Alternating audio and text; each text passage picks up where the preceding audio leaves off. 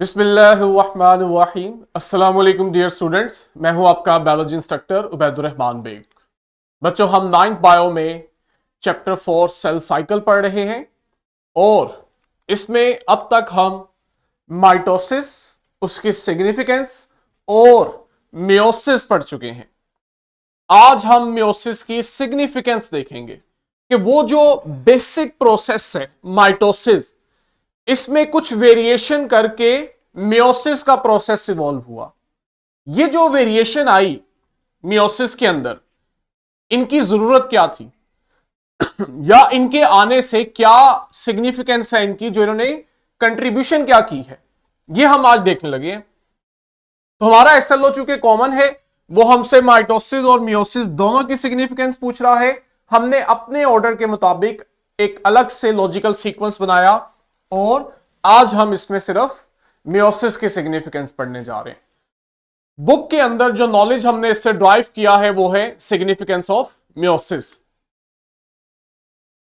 अब अगर हम मियोसिस की बात करें तो मियोसिस हम इतना तो जान चुके हैं कि वो प्रोसेस है जिसमें क्रोमोसोम्स की तादाद को हाफ किया जाएगा। लेकिन कब? हमने देखा था कि मियोसिस का रोल जो है वो रिप्रोडक्शन के अंदर है, यानी जब हमारी बॉडी में गैमीट्स बनने होंगे। अगर गैमीट्स नहीं बन रहे, बॉडी का कोई और सेल डिवाइड कर रहा है, तो यहां पे मियोसिस नहीं होती बल्कि माइटोसिस होती है। हां, लेकिन अगर आपके अंदर रिप्रोडक्टिव सेल्स इन्वॉल्व हैं, जहां पे रिप्रोडक्शन होनी है, तब आप देखोगे कि आपके पास मियोसिस का प्रोसेस होगा और क्रोमोसोम्स की तादाद को हाफ करके जो नए सेल्स बनेंगे उन्हें हम गैमीट्स बोलते हैं। और वो गैमीट्स फिर आगे फर्टिलाइज करके जाइगोट और जाइगोट से पूरा इंडिविजुअल बना देते हैं। तो अगर मैं आपको यू समराइज कर दूं इसकी सिग्निफिकेंस, कि हम इसमें क्या कर रहे हैं, हमारा जो जेनेटिक मटेरियल है, डीएनए है या क्रोमोसोम्स हैं, हम उन्हें स्टेबल करते हैं ओवर जनरेशन। यानी एक जनरेशन से दूसरी जनरेशन से तीसरी जनरेशन, जैसे जैसे जनरेशन आगे बढ़ रही है, हम इस चीज को मेक श्योर कर रहे हैं कि क्रोमोसोम्स की तादाद मेंटेन रहनी चाहिए। ठीक है, लेकिन जहां हम ये चीज श्योर करते हैं, वही हम इस प्रोसेस के दौरान अपने जेनेटिक मटेरियल में कुछ चेंजेस लाते हैं, जिनमें बहुत इंपॉर्टेंट रोल क्रॉसिंग ओवर का था, जहां क्रोमोसोम्स एक दूसरे के साथ सेगमेंट एक्सचेंज कर रहे थे।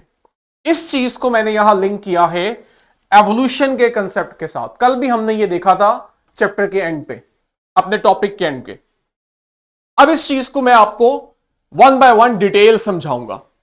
ठीक है, कहते मियोसिस के अलावा ना, अगर मियोसिस ना हो तो ये जो हम दुनिया के अंदर इतनी वैरायटी ऑफ लाइफ देखते हैं, कई इकसाम के जानदार हैं, और आपके पास जो लिविंग ऑर्गेनिजम्स हैं, इनमें हम देखते हैं कि जब इनका माहौल बदलता है तो ये खुद को अपने बदलते माहौल के अंदर एडॉप्ट करते हैं।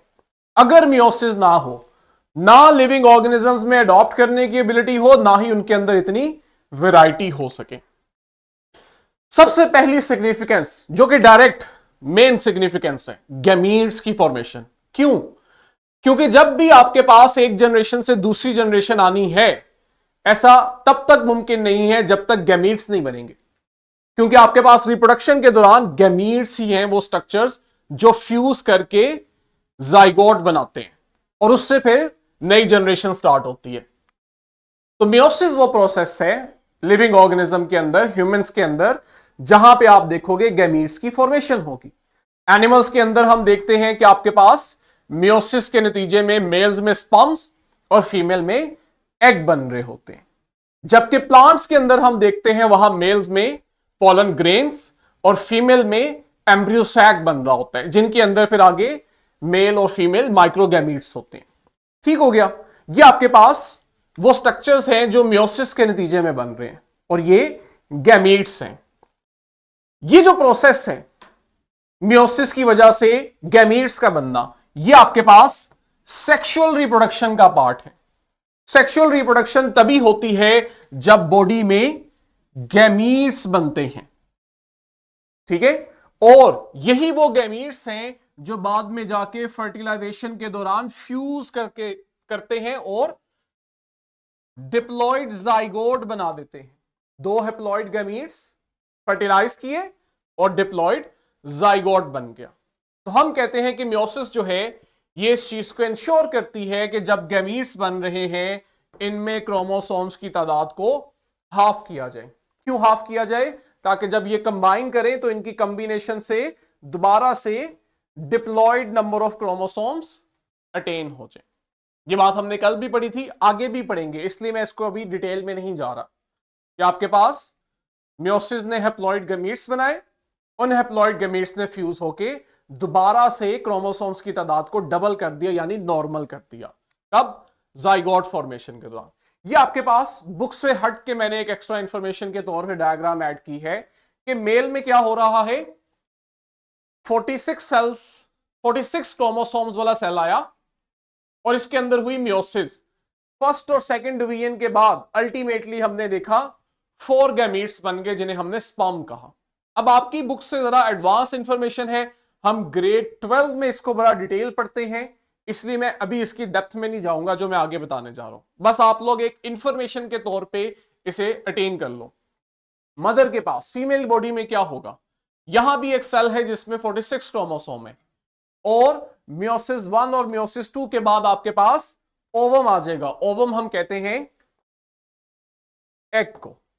लेकिन जो चीज आपने इस इंफॉर्मेशन से एक एक्स्ट्रा इंफॉर्मेशन के तौर पे लेनी है इस पिक्चर से, वो ये कि जहां पे आपके पास मेल के अंदर 4 गैमीट्स बन रहे थे, फीमेल के अंदर एक ही नॉर्मल गैमीट बनता है।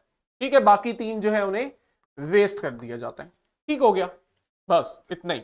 ये क्या है, इसकी सिग्निफिकेंस क्या है, हम हायर ग्रेड्स के अंदर पढ़ेंगे।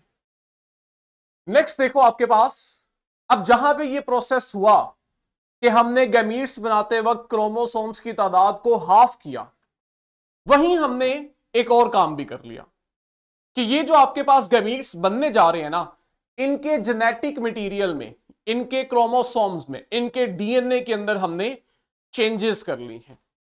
ठीक हो गया? ठीक है, meiosis makes cells that are different from each other. और मियोसिस के नतीजे में जो सेल बनते हैं वो अपने पेरेंट सेल से भी मुख्तलिफ होते हैं, हम गैमीट्स की बात कर रहे हैं, और वो आपस में भी एक दूसरे से मुख्तलिफ होते हैं।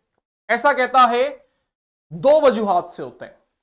पहली जो रीजन है इस वैरायटी के अंदर, वो हम देखते हैं कि मियोसिस 1 के प्रोफेस 1 में एक ऐसा काम होता है जो इन गैमीट्स में वैरायटी लाता है, और वो क्रॉसिंग ओवर है। जहां हम देखते हैं कि आपके पास होमोलोगस पेयर के 2 क्रोमोसोम्स एक दूसरे के करीब आते हैं और एक दूसरे के साथ अपने सेगमेंट्स को एक्सचेंज कर लेते हैं। ठीक है, इसे हम क्रॉसिंग ओवर कहते हैं। जिस पॉइंट पे क्रॉसिंग ओवर हो रही होती है उसे हमने क्यास्मेटा का नाम दिया था। दूसरी रीजन, ये अब इंपॉर्टेंट है, ये एक मैं नई चीज आपको बताने जा रहा हूं। हमने मियोसिस पढ़ी तो प्रोफेस 1 पे ही एम्फोसिस किया, लेकिन ये जो वैरायटी आ रही है ना गैमीट्स के अंदर, उसमें प्रोफेस 1 के साथ मेटाफेस 1 की भी बहुत इंपॉर्टेंट कंट्रीब्यूशन है। अब मेटाफेस 1 में ऐसा क्या हो रहा है? मेटाफेस 1 में तो हमने देखा था सिर्फ सिंपली ये होता है कि ये जो क्रोमोसोम सेल में रैंडमली पड़े हुए हैं, इन्हें सेल के सेंटर में आके अरेंज किया जाता है। लेकिन जो चीज आपने यहां समझनी है वो ये कि इन्हें जब अरेंज किया जाता है ना सेल के सेंटर में, तो वो रैंडमली किया जाता है। अब ये क्या चीज है कि क्रोमोसोम अरेंज हो रहे हैं लेकिन वो रैंडमली हो रहे हैं, इसे आप लोगों ने अंडरस्टैंड करना है। आपके पास 46 क्रोमोसोम है एक सेल के अंदर जिसमें मियोसिस हो रही है। इन 46 क्रोमोसोम में से 23 क्रोमोसोम जो है वो आए थे फादर से और बाकी के 23 आए थे मदर से। ये चीज तो हमें क्लियर है, क्योंकि अभी हम कह रहे हैं कि जो भी इंडिविजुअल है वो जाइगोट से बना है, जाइगोट डेवलप होके इंडिविजुअल बना रहे। और जाइगोट मैंने आपको बता दिया है कि वो 2 गैमीट से बने, एक गैमीट आ रहा है फादर से और दूसरा गैमीट आ रहा है मदर से। तो मैं ये कह सकता हूं कि आपके पास जो हर सेल में 46 क्रोमोसोम है, असल में से हाफ जो है वो हमें मदर साइड से आए हैं और बाकी के हाफ फादर साइड से आए हैं। ये चीज क्लियर है? अब हमने होमोलोगस क्रोमोसोम जब पढ़े तो हमने ये कहा था कि यहां से एक क्रोमोसोम आता है और उसी जैसा दूसरा क्रोमोसोम इस साइड से आता है, यानी एक क्रोमोसोम मदर साइड से आता है और उससे मिलता जुलता दूसरा क्रोमोसोम फादर साइड से आता है। ये जो दो सिमिलर क्रोमोसोम्स होते हैं ये आके पेयर बनाते हैं और उस पेयर को हमने नाम दिया था होमोलोगस क्रोमोसोम। यहां तक क्लियर है कि हमारे पास जितने क्रोमोसोम्स हैं हाफ सेट मदर से आया है, हाफ सेट फादर से, और दोनों में सिमिलर क्रोमोसोम है। ये जो सिमिलर क्रोमोसोम्स होते हैं ये मियोसिस के दौरान आपस में पेयर अप बनाते हैं। वो जो इनका पेयर बनता है, एक पेयर जिसमें दो क्रोमोसोम्स होते हैं, उसे हम होमोलोगस पेयर ऑफ क्रोमोसोम्स कहते हैं। ये पेयर इसलिए बन रहा होता है कि एक तो इनमें क्रॉसिंग ओवर हो, दूसरा इन्हें एक दूसरे से सेपरेट करके दोबारा से हाफ सेट में कन्वर्ट कर दिया जाए, 23-23 करके उन्हें अलहदा कर दिया जाए, जो कि मियोसिस 1 में होते हैं। अब जो चीज मैं आपको समझाने लगा हूं वो ये जो 46 क्रोमोसोम, ठीक है, और उसके 23 पेयर बनते हैं। अब आपके पास क्या ये जो पेयर बन रहे हैं इसमें कोई रीजन है, कोई लॉजिक यूज हो रही है? लॉजिक से मुराद ये है कि अगर मैं लेट से सेल के सेंटर में लाइन खींच लूं और मैं कहूं कि आपके पास होमोलोगस पेयर का एक क्रोमोसोम लाइन के इस साइड पे है और इस पेयर का दूसरा क्रोमोसोम लाइन के इस साइड पे है, और इमेजिन करो हर पेयर ऐसे ही है, इसके ऊपर नीचे 23 क्रोमोसोम्स के पेयर्स अरेंज कर लो, तो आप देखोगे कि 23 क्रोमोसोम्स के पेयर्स जो हैं उनमें से हाफ क्रोमोसोम लाइन के इस साइड पे है और हाफ उस साइड पे। क्या ये चीज ऐसे है कि ये जो एक साइड पे सारे क्रोमोसोम हैं क्या वो हमेशा फादर साइड के होंगे और दूसरी साइड पे जो क्रोमोसोम्स अरेंज हो रहे हैं क्या वो हमेशा मदर साइड वाले होंगे? क्योंकि सेल के पास तो दो तरह के क्रोमोसोम हैं। तो क्या जब ये अरेंज होंगे तो ये इस तरह से अरेंज होंगे कि मदर साइड वाले एक साइड पे हो जाए और फादर साइड से जो 23 क्रोमोसोम आए थे वो एक साइड पे हो जाए? ऐसा नहीं होता। इनकी जो अरेंजमेंट होती है ये रैंडम होती है। रैंडम से मतलब ये है कि जब क्रोमोसोम मियोसिस के दौरान, मेटाफेज के दौरान अरेंज हुए हैं, मेटाफेज 1 के दौरान, अगर मैं सेल के सेंटर से उनकी अरेंजमेंट देखूं तो आप देखोगे कि एक साइड पे मिले जुले क्रोमोसोम होंगे, कुछ फादर साइड के भी होंगे और कुछ मदर साइड के भी होंगे, और उनमें कोई रेशियो फिक्स नहीं होगी कि एक साइड पे आपके पास 15 जो है वो फादर साइड से होने चाहिए और बाकी के 8 मदर साइड से होने चाहिए। ऐसा कुछ नहीं है, रैंडम अरेंजमेंट। जितनी दफा भी मियोसिस होगी, जितनी दफा भी मेटाफेज 1 होगा, हर दफा आप देखोगे कि क्रोमोसोम्स की जो अरेंजमेंट होगी वो टोटल रैंडम होगी। हो सकता है कि इस पेयर में इस साइड वाला जो क्रोमोसोम है वो मदर साइड से है और इस साइड वाला फादर साइड से है, लेकिन आप साथ ही एक और पेयर देखो तो एन मुमकिन है कि इस साइड वाला फादर वाला क्रोमोसोम हो और दूसरी साइड वाला मदर साइड का क्रोमोसोम हो, और ये अरेंजमेंट वेरी करेगी, कोई फिक्स नहीं है। इसे कहते हैं कि मेटाफेज 1 में क्रोमोसोम्स की अरेंजमेंट रैंडम हो रही है। ये भी तो वैरायटी लाती है ना, क्रॉसिंग ओवर से तो वैरायटी आई ही आई, लेकिन इस अरेंजमेंट की वजह से भी वैरायटी आ गई। वैरायटी इसलिए आई कि जब एनाफेज 1 होना है तो इस साइड वाले क्रोमोसोम एक साइड पे आ जाएंगे और इस साइड वाले क्रोमोसोम सेल की दूसरी साइड पे चले जाएंगे, और आपके पास टोटली दो डिफरेंट न्यूक्लियस बनेंगे और वो आगे से दो डिफरेंट सेल्स बनाएंगे। तो जब जब मियोसिस होगी ये अरेंजमेंट नहीं होगी, वेरी करेगी। जो बनने वाले दो सेल होंगे उनके अंदर जो पेरेंट और फादर क्रोमोसोम्स का कॉम्बिनेशन है वो बदलता रहेगा हर दफा। ये जो मेटाफेज 1 में क्रोमोसोम्स की रैंडम अरेंजमेंट हो रही है इररिस्पेक्टिव के वो फादर साइड का या मदर साइड का, इस फिनोमिना को हम कहते हैं इंडिपेंडेंट असॉर्टमेंट। तो दो चीजें हैं जो आपके गैमीट्स में वेरिएशन ला रही हैं, एक क्रॉसिंग ओवर और दूसरा इंडिपेंडेंट असॉर्टमेंट। यही वजह है कि आप लोग देखते हो कि ना सिर्फ हम अपने पेरेंट्स से मुख्तलिफ होते हैं बल्कि हम अपने सिबलिंग से भी मुख्तलिफ होते हैं। जैसे ये देखो मैंने आपको पैरट्स दिखाए कि अगर आप एक पेयर लो और उनको ब्रीड करवा के देखो तो आप देखोगे कि उसके जितने भी ऑफस्प्रिंग्स होंगे उनमें आपको वैरायटी नजर आएगी। आप क्या देख सकते हो, ज्यादा से ज्यादा उसका फेदर का कलर देख सकते हो, तो ये भी तो एक कैरेक्टरिस्टिक है ना, ट्रेट है। इसमें भी आप देखोगे आपको वेरिएशन नजर आ रही होगी, और उस वेरिएशन के पीछे यही दो रीजंस होगी जो हमने पढ़ी हैं। अभी हाँ मुझे बताओ क्विकली, ये मैंने एक नया पॉइंट जो अभी समझाया इंडिपेंडेंट असॉर्टमेंट, ये पिक किया है? ये सर पिक किया। चलो गुड,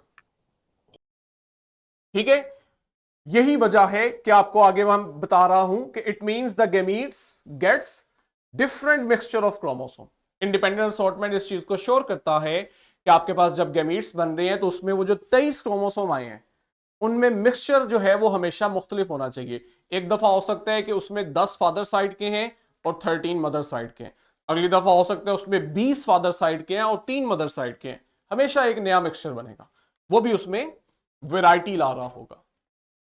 यही सारा प्रोसेस आगे हम लिंक करेंगे एवोल्यूशन के साथ। अब ये वो इंपॉर्टेंट पॉइंट है जो मैंने अभी लेक्चर के स्टार्ट में भी रेस किया और हम लास्ट लेक्चर में भी पढ़ के आए हैं।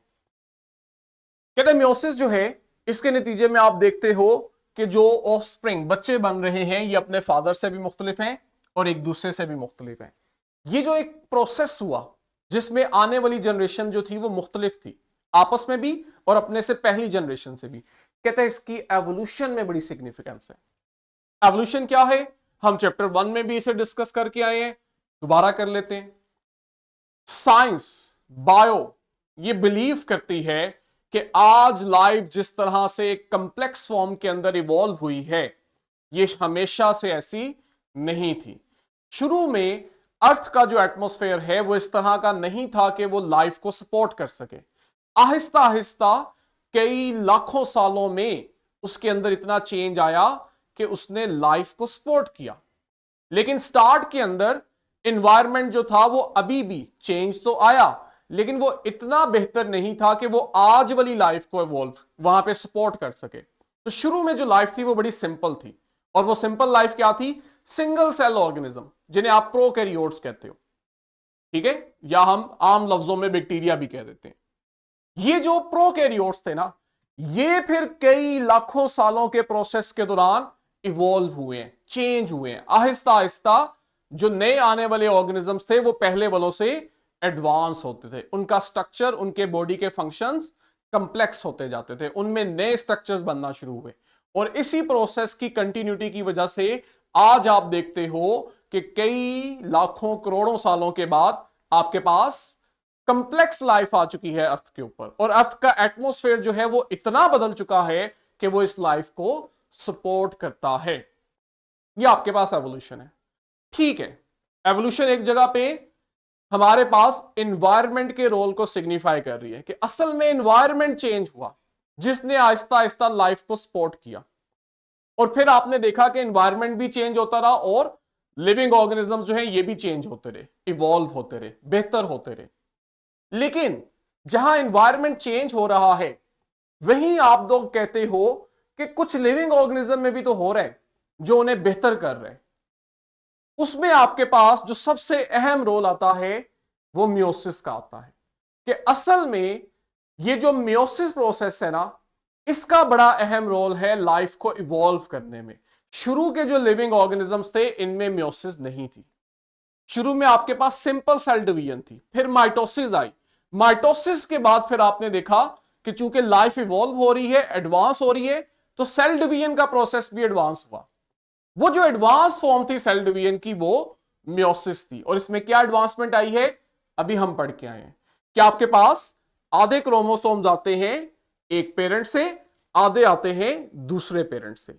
ये आके जब मिक्स होते हैं ना, मिक्स होने के बाद जब ये सेल डिवाइड करते हैं तो इसमें वो क्रोमोसोम दोबारा से अलग होते हैं। लेकिन जब वो अलग होते हैं तो वो पहले की तरह अलग नहीं होते कि फादर वाले सारे एक साइड पे हो जाए और मदर वाले सारे एक साइड पे हो जाए।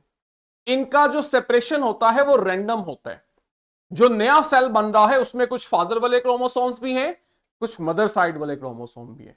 लेकिन एक और काम भी हुआ, जहां पे ये इंडिपेंडेंट असॉर्टमेंट के नतीजे में मिक्सचर बना, वहीं हमने देखा कि जब सेल डिवाइड कर रहा था ना मियोसिस के दौरान, उसके वो जो फादर और मदर वाले क्रोमोसोम थे उन्होंने होमोलोगस पेयर बनाए थे और उनमें आपस में एक दूसरे के साथ सेगमेंट्स भी एक्सचेंज हुए थे। इस चीज ने क्या कर दिया, हर आने वाली जनरेशन को अपनी पहली वाली जनरेशन से मुख्तलिफ करना शुरू कर दिया। एक चीज। दूसरी चीज, आपस में भी वैरायटी आई। जितनी दफा नई ऑफस्प्रिंग प्रोड्यूस हो रहे हैं वो पहले वाले ऑफस्प्रिंग से, अपने बहन भाई सिबलिंग से मुख्तलिफ हैं। अब चेंज आ गई है। एवोल्यूशन कैसे हुई? साइंटिस्ट, बायोलॉजिस्ट ये बिलीव करते हैं ये जो ऑफस्प्रिंग बन रहे थे जिनके अंदर चेंजेस आ रही थी, ये तो चेंजेस रैंडम आ रही हैं। अब कुछ चेंजेस ऐसी भी थी जो उस माहौल के मुताबिक सूटेबल नहीं थी। तो वो ऑर्गेनिज्म जिनमें ऐसी चेंजेस आई जो माहौल के मुताबिक सूटेबल नहीं है, उनकी पॉपुलेशन आहिस्ता आहिस्ता कम होती गई, क्योंकि वो उस एनवायरनमेंट में ज्यादा बेहतर सरवाइव नहीं कर सकते थे। हां, अगर आपके पास ऐसे ऑफस्प्रिंग्स आ गए, नई जनरेशन आ गई जिसमें होने वाली चेंजेस माहौल के मुताबिक सूटेबल थी, तो अब वो जो ऑर्गेनिज्म है वो उस माहौल में ज्यादा बेहतर सरवाइव करेगा। जब वो उस माहौल में ज्यादा बेहतर सरवाइव करेगा तो वो रिप्रोड्यूस करके अपने ऑफस्प्रिंग्स की तादाद भी बढ़ाएगा। तो आपके पास क्या हुआ? एक तरफ वो इंडिविजुअल्स हैं जिनके अंदर आने वाली चेंजेस सूटेबल नहीं है, वो आहिस्ता आहिस्ता कम हो रहे हैं, उनकी पॉपुलेशन डिक्रीज कर रही है। दूसरी तरफ आपके पास ये इंडिविजुअल्स हैं जिनमें आने वाली चेंजेस एनवायरनमेंट के मुताबिक सूटेबल हैं और वो बेहतर ग्रो करते हैं, उनकी पॉपुलेशन ज्यादा होती है, उनके ऑफस्प्रिंग ज्यादा सर्वाइव करते हैं, जिसकी वजह से आप देखते हैं उनकी पॉपुलेशन इंक्रीज करती है। तो एक अच्छे खासे अरसे तक अगर ये प्रोसेस होता रहे कि कुछ ऑर्गेनिज्म की पॉपुलेशन कम और कुछ की ज्यादा होती रहे, तो आप देखते हो कि आपके पास टोटली एक नई पॉपुलेशन इवॉल्व हो जाती है और उस पॉपुलेशन के जो मेंबर्स होते हैं वो इतना चेंज हो चुके होते हैं अपने फोर फादर से कि आप कहते हो ये टोटली एक नई स्पीशीज इवॉल्व होगी, एक नया ऑर्गेनिज्म बन गया।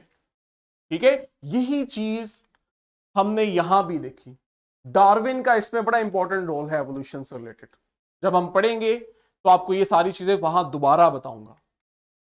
इन फैक्टर्स को देखते हुए साइंस फिर एवोल्यूशन पे बिलीव करती है कि लाइफ इवॉल्व हुई है, एडॉप्ट की है, बदलते माहौल के मुताबिक चेंज की है। ठीक है, नेक्स्ट थिंग कहते हैं जब ये चीजें चेंज हुई अपने एनवायरनमेंट में तो इनमें से कुछ जीन्स जो थे वो हेल्पफुल साबित हुए। यही बात कि जब चेंजेस आ रही थी जेनेटिक मटेरियल में तो कुछ चेंजेस या जिन जीन्स में वो चेंजेस आई हैं वो जीन्स वो उस माहौल के मुताबिक सूटेबल थे, हेल्पफुल थे, जिसकी वजह से आहिस्ता आहिस्ता जो ऑर्गेनिज्म है वो ज्यादा बेहतर सरवाइव करता था। यहां पे हम वर्ड यूज कर रहे हैं बेस्ट जीन्स। ऐसे ऑर्गेनिज्म जिनमें ये जीन्स होती थी जो एनवायरनमेंट के मुताबिक सूटेबल थी, उनके सरवाइव करने के चांसेस ज्यादा होते थे और उनके बेबीज भी ज्यादा होते थे, जिसकी वजह से उनकी पॉपुलेशन ज्यादा होती थी। ट्रेट्स हम कहते हैं खुसूसियात को, कैरेक्टरिस्टिक्स को, कि आहिस्ता आहिस्ता क्या हुआ कि इन ऑर्गेनिजम्स के अंदर नई खुसूसियात इवॉल्व होना शुरू की। वो खुसूसियात इन्हें अपने बदलते माहौल में जिंदा रहने में हेल्प करती थी। ये देखो, ये डार्विन से रिलेटेड आपके पास थ्योरी ऑफ एवोल्यूशन से रिलेटेड ये एक पॉइंट है। हम जहां थ्योरी ऑफ एवोल्यूशन पढ़ेंगे वहां डिटेल पढ़ेंगे, लेकिन अभी अगर आप ऑब्जर्व करो, ये देखो सेंटर के अंदर मैंने एक सिंपल स्पैरो ली है और एरो निकाल के उससे फिर डिफरेंट टाइप्स की स्पैरोज दिखाई है। अब जो चीज मैंने यहां पे वेरी की है, जिसमें मैं चेंज लाया हूं, अगर आप ऑब्जर्व करो तो वो असल में इनकी बीक है, जो इनकी चूंच है, बीक शेप है, मैंने उसको चेंज किया। ये जो आपके पास डिफरेंट तरह की बीक्स वाली स्पैरोज हैं, साइंस ये कहती है कि असल में इनका जो फोर फादर था, इनके जो इंसेस्टर थे वो सेम थे। शुरू के अंदर एक सिंपल स्पैरो थी, लेकिन जैसे जैसे वो फ्लाई करके दुनिया के डिफरेंट रीजन्स में जाती रही या उसी जगह पे डिफरेंट माहौल्स में फैलती रही, तो जैसे जैसे उसका फूड वेरी किया ना, उसी लिहाज से उसकी बीक शेप भी इवॉल्व हुई। जहां पे उसने दरख्तों के अंदर, पत्थरों के अंदर, रेत के अंदर कीड़े मकोड़े खाने थे, वहां उसे इस तरह की लंबी बीक चाहिए थी। तो आपने देखा उस स्पैरो के अंदर इस तरह की बीक इवॉल्व हुई। जहां उसने नट्स खाने थे, सीड्स खाने थे, वहां आपने देखा उस स्पैरो की जो बीक है वो थिक होती चलेगी, ताकि वो उन हार्ड सीड्स को, नट्स को क्रैक कर सके और उनमें से अपना फूड ले सके। तो आपके पास वो जो फूड का सोर्स चेंज हो रहा है वो असल में एनवायरनमेंट में चेंज आ रहा है। इन्होंने क्या किया, अपने अपने एनवायरनमेंट के मुताबिक अपने अंदर ऐसे ट्रेड्स, ऐसे खुसूसियात डेवलप की जो उन्हें उस माहौल में अडॉप्ट करने में मदद देती थी। और ये सब कैसे हुआ? मियोसिस के थ्रू। ये आपके पास एवोल्यूशनरी सिग्निफिकेंस है। आगे है जी रिडक्शन ऑफ क्रोमोसोम नंबर। ये बात हम बड़े अच्छे से कर चुके हैं कि सबसे इंपॉर्टेंट रोल मियोसिस का क्रोमोसोम्स की तादाद को मेंटेन करने में। और ऐसा कैसे होता है? जब गैमीट्स बन रहे होते हैं तो उनमें क्रोमोसोम्स की तादाद को हाफ कर दिया जाता है। अगर हाफ ना करें तो क्या होगा? हर जनरेशन के बाद जो नई जनरेशन आएगी उसमें क्रोमोसोम्स की तादाद डबल हो जाएगी। क्रोमोसोम्स की तादाद चेंज करने का मतलब है कि अब आपने स्पीशीज बदल दी असल में, या एक स्पीशीज के क्रोमोसोम बदले हैं तो वो एबनॉर्मल हो गए, वो इंडिविजुअल नॉर्मल नहीं रहा। अगर वो एबनॉर्मल है तो इसका मतलब है वो खुद से अब रिप्रोड्यूस करके नेक्स्ट जनरेशन भी नहीं बना सकता। तो इस तरह तो वो स्पीशीज आहिस्ता आहिस्ता खत्म हो जाएगी, नापैद हो जाएगी। अगर आप चाहते हैं कि एक स्पीशीज का सर्वाइवल रहे और हर जनरेशन के बाद जो नई जनरेशन आ रही है वो हेल्दी हो, उनमें रिप्रोड्यूस करने की एबिलिटी हो, तो इस चीज को श्योर करना जरूरी है कि एक जनरेशन से दूसरी जनरेशन में क्रोमोसोम्स की तादाद सेम रहनी चाहिए।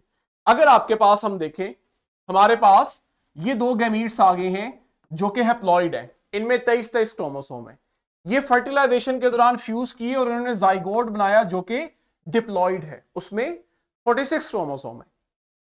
अब अगर इस इंडिविजुअल के अंदर जब मियोसिस हो, और हम कहते हैं लेट्स से मियोसिस माइटोसिस जैसी होती है कि उसमें क्रोमोसोम्स की तादाद को हाफ नहीं किया जाता, बल्कि जो नए सेल्स बन रहे हैं, गैमीट्स बन रहे हैं, इनमें इतने ही क्रोमोसोम्स हैं जितने पेरेंट सेल में। तो क्या होगा?